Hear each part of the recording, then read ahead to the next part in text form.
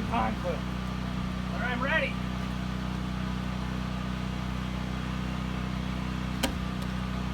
Oh.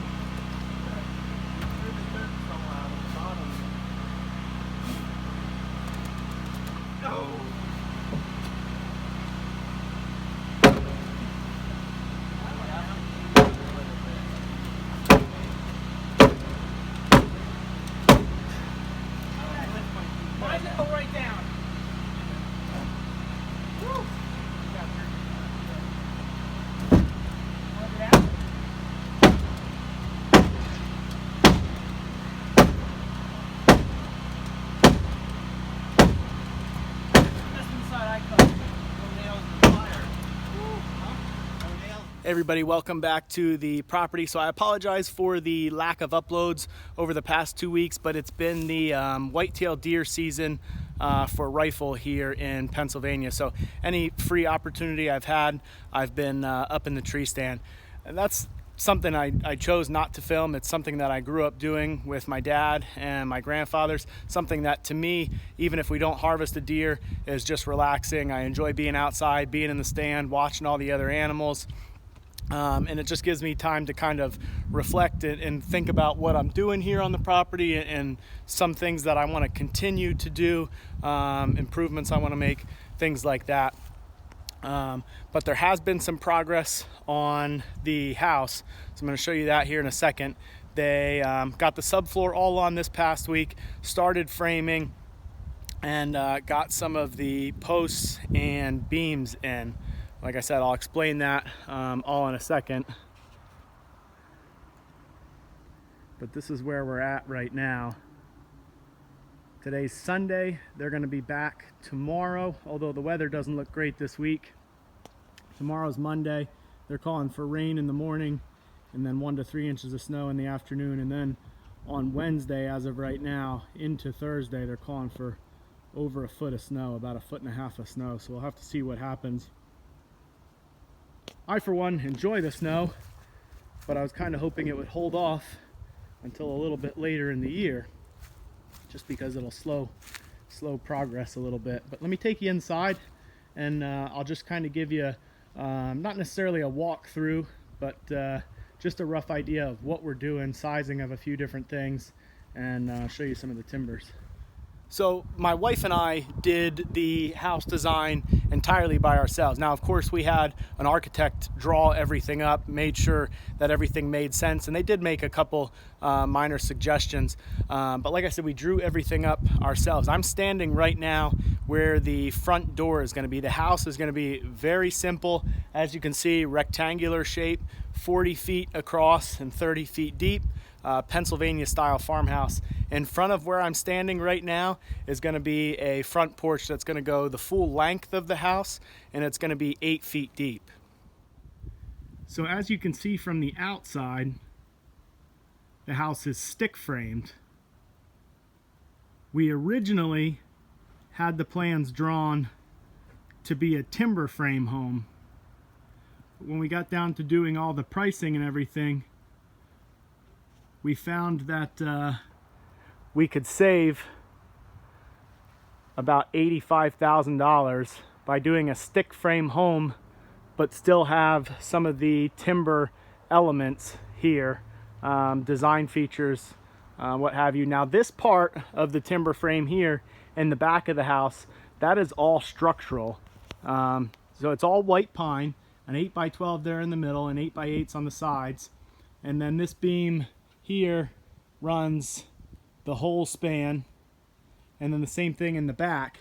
And then there's these 6x10 floor joists that'll support the upstairs. Now this is going to be left open. Instead of drywall being put on there, you're going to be able to look up from our kitchen and dining room here and see the timbers above. And then on top of these timbers, we're doing a 2x6 tongue and groove flooring. That's going to be the finished floor upstairs, and also what you see here from below. The timber frame is also going to continue out to the front of house. So there'll be a post over there, post in the middle here, and then a post in that corner as well, with beams running across. There won't be a center beam here because this whole space above here is going to be open. It's going to be lofted up to the cathedral ceiling, and then the fireplace going over there. So you can see here the traditional stick framing on the exterior and then timber frame on the interior.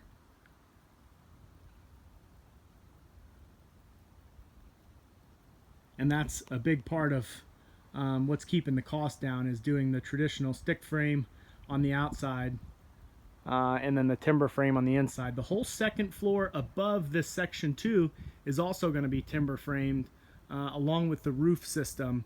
We're going to have timber rafters up top that you'll be able to see from the inside.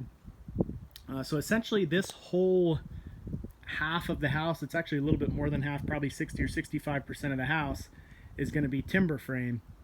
Now when we designed this house, my wife and I intend to be here long term, well after the kids are out and kind of on their way and doing their own thing. So we designed the house with all 36-inch door openings on the first floor, and we put everything that's essential for us to live on the first floor. Our bedroom, bathroom, closet, the mudroom with the washer and dryer, kitchen, living room, dining room, all that stuff is on the first floor. So we will have no need to go upstairs or downstairs on a regular basis once we get a little bit older. So as I said before, this section above where I'm at right now, this is all going to be open. So the house being 30 by 40, you're at 2,400 square feet with the 2 floors. But with this space being open, we end up being at 2,150 finished square feet, right around there, give or take a few square feet. And that's plenty big enough for us. We don't have any desire to have a massive house. We spend a lot of time outside. We just wanted this space, our entertaining space, so to speak, living room, dining room, kitchen, to be big, open, and inviting, so that we can come here and hang out with friends and family once we're able to do so again in larger groups. So, like I said, I just wanted to kind of walk you through an idea of our thought process when we were designing this house. Like I said, we wanted to do the whole thing timber frame, but we were able to save so much money by doing stick frame house with timber frame components. So we worked with our builder to accomplish some of that, and I think it's still going to give us the same look that we wanted, and it's still going to be really structurally sound and last for a really long time, which was also important to us. We took a few things into consideration. A lot of the finishes, like exterior stuff, we're doing an engineered siding because it's something that'll last for a long time and give us a slight increase in R value for insulation for the home. We're doing all spray foam insulation, high efficiency doors, windows. We're doing a standing seam metal roof. We just wanted to do things that would last for a really long time, that you know, will give us a lot of life out of. We figured if we're going to build it, we might as well do it right instead of putting all this money into it now and then having to come back and do a lot of this stuff over, so to speak, in 25 or 30 years from now.